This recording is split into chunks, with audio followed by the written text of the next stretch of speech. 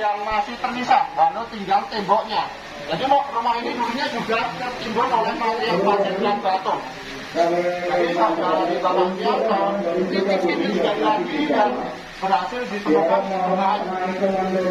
temboknya, barang-barang yang masih tersisa waktu dampak erupsi 2010. Dan untuk warga persini itu pada tanggal 5 November 2020. Jadi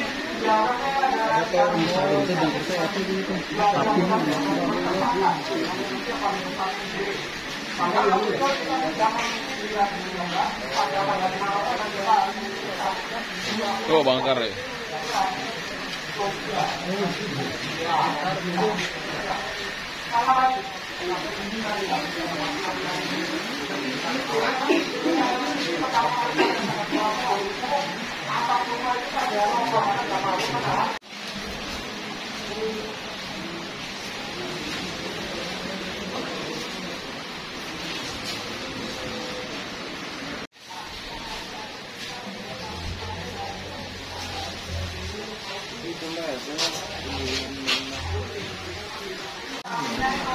Tasbihnya gitu ya, tasbih ada Quran.